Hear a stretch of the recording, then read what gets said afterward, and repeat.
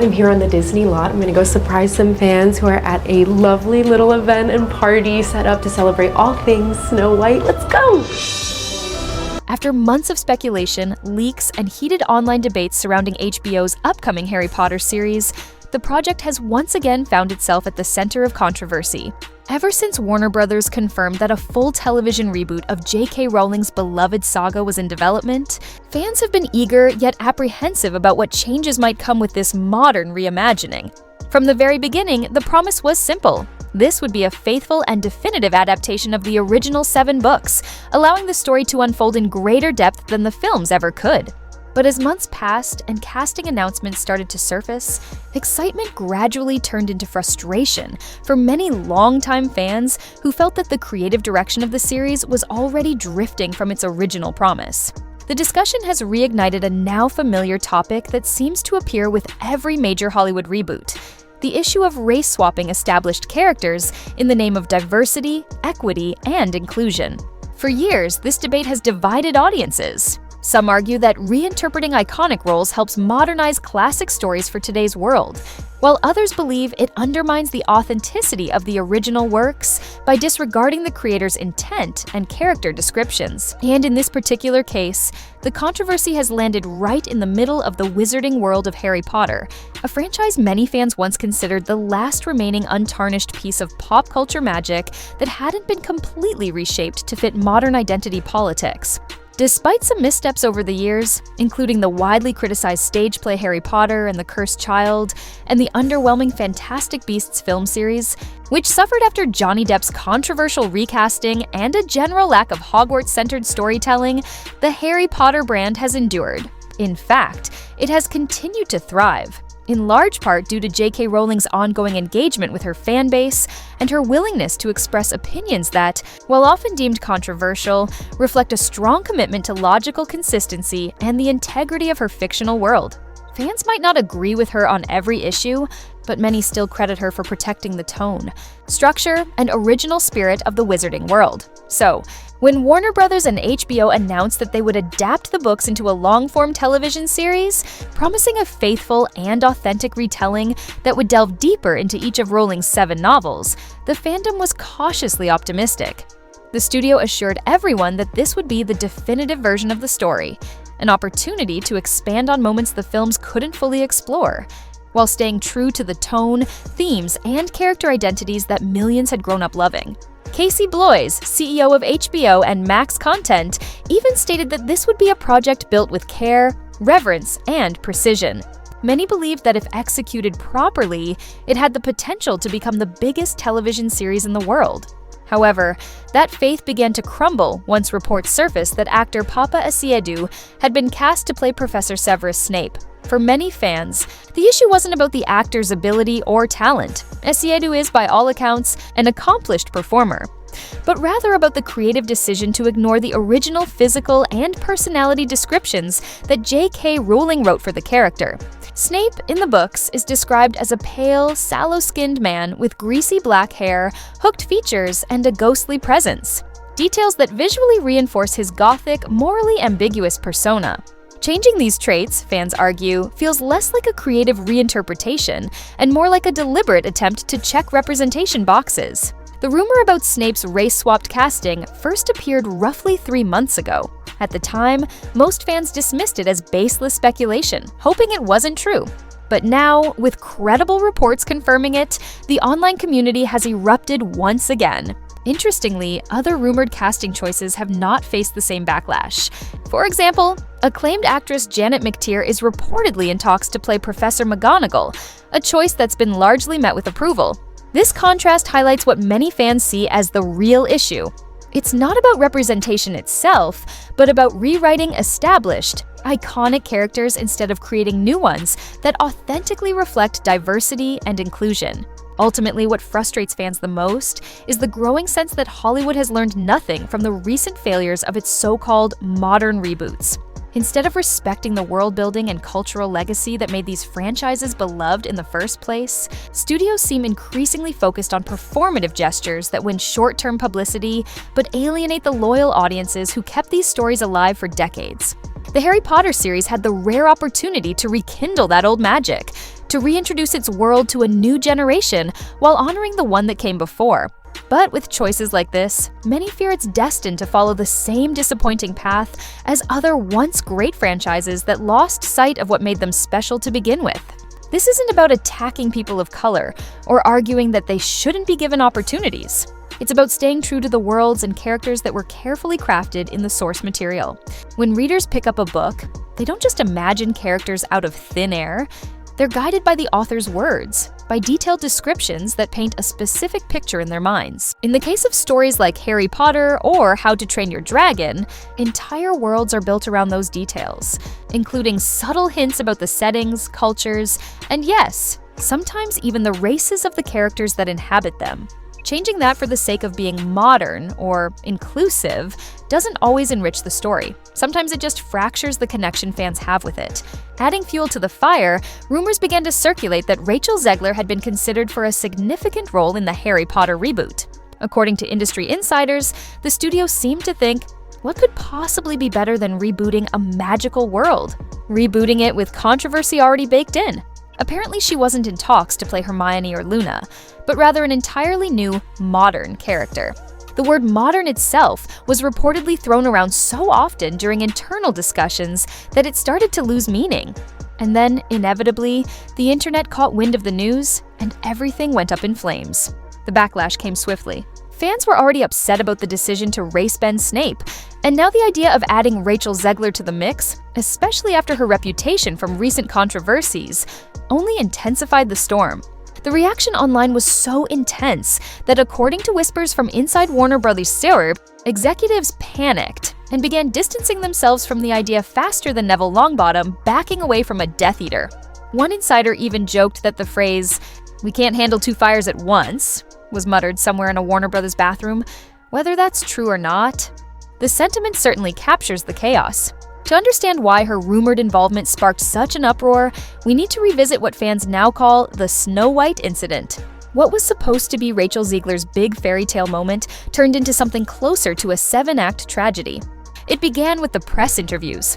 Those smiling sit-downs that, instead of promoting her film, turned into public relations nightmares. In one now infamous moment, she called the classic Disney prince a literal stalker and described the original 1937 Snow White movie as weird. To put it mildly, that's not exactly what audiences expect to hear from someone starring in a remake of that very story. The comments struck fans as arrogant and dismissive.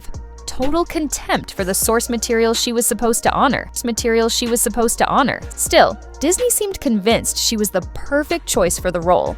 After all, Zegler had millions of followers online, and the studio apparently believed that star power would translate into ticket sales no matter what she said. Rachel herself even leaned into that confidence during one press event, comparing herself to the ancient statue of the Winged Victory, cracked, flawed, but still admired.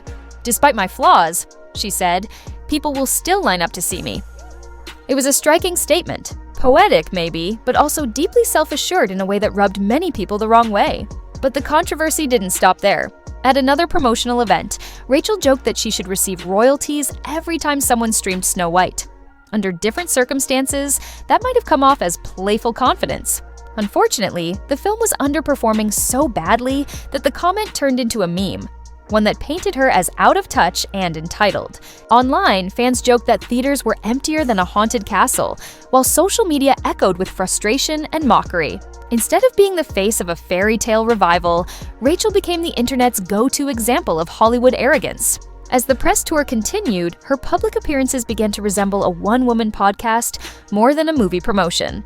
She made bold, unscripted remarks, seemingly unaware of how they landed with audiences. Some of her statements about gender and empowerment were clipped and shared online without context, fueling even more backlash.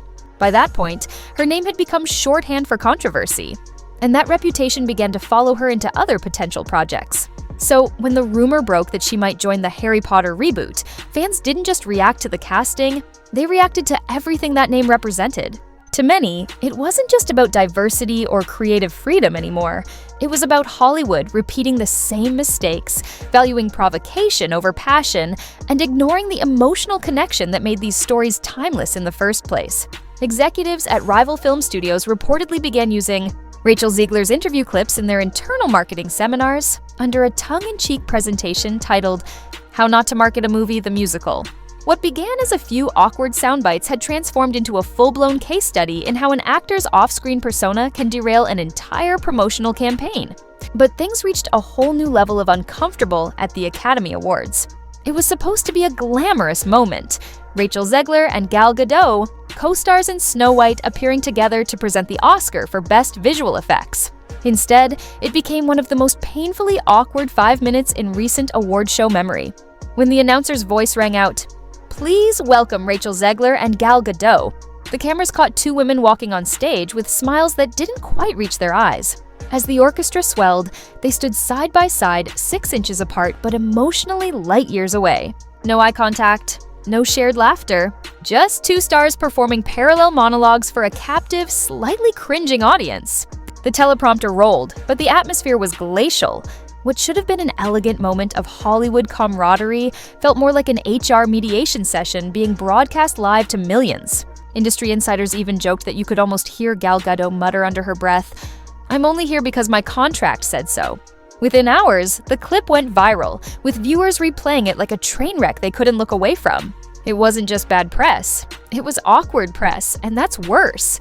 You can recover from a scandal, but not from 5 minutes of televised frostbite where your co-star looks like she's trying to solve an algebra problem just to avoid eye contact. The fallout was immediate. Word spread that Disney had quietly canceled several of Rachel Zegler's scheduled appearances on official company platforms. Even some of Hollywood's more progressive producers, people who normally championed outspoken young stars, were reportedly beginning to distance themselves. According to whispers within the industry, even big names like Spielberg were privately saying that Rachel had become a liability no studio wanted to touch. Then came the numbers, and with them, panic. Disney's accountants, armed with calculators and probably a bottle of aspirin, began tallying up the disaster. Snow White was projected to lose as much as $350 million, an astronomical figure that turned what was once a prestige project into a financial cautionary tale. Behind closed doors, executives allegedly began muttering about morality clauses and damage control. One joke circulating the industry claimed that Disney might actually send Rachel an invoice for emotional damages to shareholders. It was satire, but just barely. The problem wasn't just box office numbers. It was the snowballing public perception. Every time Rachel tried to defend herself or the film, it seemed to make things worse. Her interviews, intended to clarify, only fueled the narrative that she was out of touch and combative. What might have once been dismissed as youthful arrogance had now become a full-blown PR crisis. Not just for her, but for Disney's already fragile image under CEO Bob Iger. Online, social media users began to treat her career like an interactive cautionary tale. Memes spread. Commentators coined the nickname Snow Woke, which spread across Reddit and TikTok like wildfire. Suddenly, Rachel wasn't just an actress, she was a symbol, a case study in how Hollywood could implode its own fairy tale. What was once the story of a promising young star had become the story of a reputation collapse in real time. Behind the scenes, her management team scrambled. They blamed public misunderstanding. When that didn't work, they blamed media distortion. When that failed too, they blamed astrology, joking that Mercury in retrograde was responsible for her string of bad luck, but none of it stuck. The internet had already made up its mind, and once online audiences decide you're the villain in a modern media narrative, there's no magic spell strong enough to undo it. In just 12 months, Rachel Zegler had gone from Hollywood darling to walking cautionary tale, a before photo in every casting. Director's mental file labeled public. Relations risks. The same industry that once celebrated her now treated her like a radioactive brand. And no one wanted to be the next to get burned. So, when word spread that she was being considered for a major role in HBO's Harry Potter reboot, already a project burdened with its own minefield of fan controversy, the reaction was instantaneous. Studio insiders reportedly vetoed the idea before it even made it to the press release stage. One executive allegedly summed up the general feeling in a single brutal metaphor. Now, casting Rachel Zegler right now would be like hiring a dragon to play a house elf. Risky, fiery, and guaranteed to burn something down. That's how insiders described the idea of bringing Rachel Zegler anywhere near the Harry Potter reboot. The decision to quietly remove her from early casting consideration was never publicly confirmed, but the whispers were loud enough to be heard across Hollywood. Studio sources recall one executive muttering during a tense Zoom call, "We're good, thanks," followed by the faint sound of another voice saying, "Let's go with literally anyone else." And just like that, Rachel Zegler's magical journey to Hogwarts was over before it even began. Not with a spell, not with a dramatic scandal splashed across the tabloids, but with a quiet realization that even in a world filled with dragons, trolls, and curses, the most dangerous thing a studio can face is a PR nightmare. For a while, it looked like Rachel was finally beginning to understand the magnitude of what had happened. The girl once praised as Hollywood's next big thing had gone silent. No tweets, no TikToks, no Instagram posts about empowerment, no poetic captions about healing through tea or self-love. Even her trademark balcony photos, the ones showing her boots and sunlight, disappeared. The silence was deafening, and her sudden retreat from the spotlight came just days after reports surfaced that Disney, allegedly exasperated with the fallout surrounding Snow White, had reached out to her legal team about financial accountability. In plain English, they wanted to know if Rachel might help pay for the mess. When that rumor dropped, Rachel reportedly boarded a flight to Colombia. Fast. It was the kind of move that felt less like a vacation and more like an escape plan. The timing was uncanny. Just as media scrutiny reached a boiling point, she vanished like a disappearing Disney Plus release date. One day she was giving passionate speeches about modern feminism, misunderstood fairy tales, and the patriarchy. The next, nothing. Gone. Her location suddenly became the most whispered question in every studio hallway. Was she taking time to clear her head, as her PR team suggested, or avoiding a clause in her contract that could trigger legal consequences? No one could say for sure. The narrative quickly shifted from Snow White's box office disaster to Rachel's disappearance. Because when your name trends under hashtags like Charm Snow Woke and US No Prince No Plot, disappearing isn't just an option, it's a survival strategy. And if she hoped the storm would pass while she was away, fate had other plans. That's when Minecraft entered the picture, and the internet turned the contrast into a cultural event. The Minecraft movie, based on a pixelated sandbox game with blocky characters and simple storytelling, opened to a massive $300 million global debut. Meanwhile, Snow White limped along with $77 million after months of relentless marketing, social media spin, and viral mockery. The internet had a field day. Side-by-side videos flooded TikTok, packed theaters of cheering Minecraft fans next to empty Snow White screenings where the only sound was the hum of a popcorn machine. One viral clip showed a man walking into an empty Snow White theater and whispering, "Hello," like he'd stumbled into a haunted house. Another spliced Rachel's infamous "The Prince is a stalker" comment over the Minecraft trailer as kids danced in the aisles behind it. Then the animated takedowns began.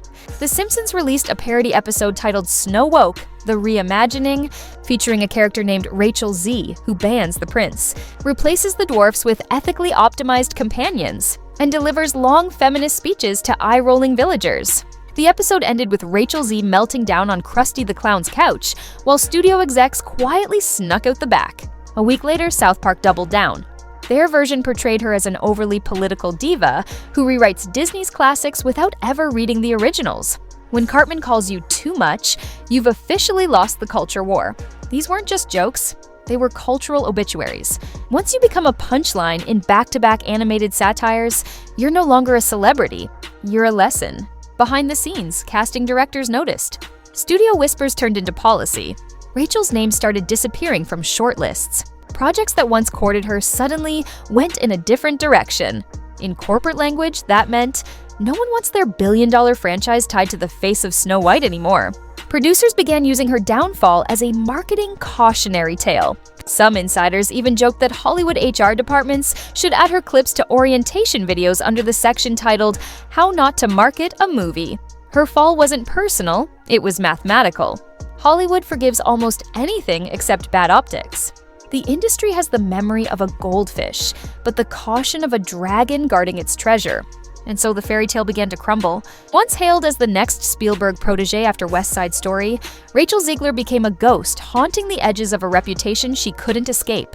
From sharing red carpets with legends to being lampooned by cartoons, the descent was fast, public, and brutal. The kind of downfall that feels like it was written for a streaming documentary. Yet, despite it all, she's still young. Hollywood loves a comeback. There's always room for a redemption arc. with the right publicist, the right tears, and maybe a Netflix docuseries titled Rewriting Snow White. But rebuilding what's been broken won't be easy.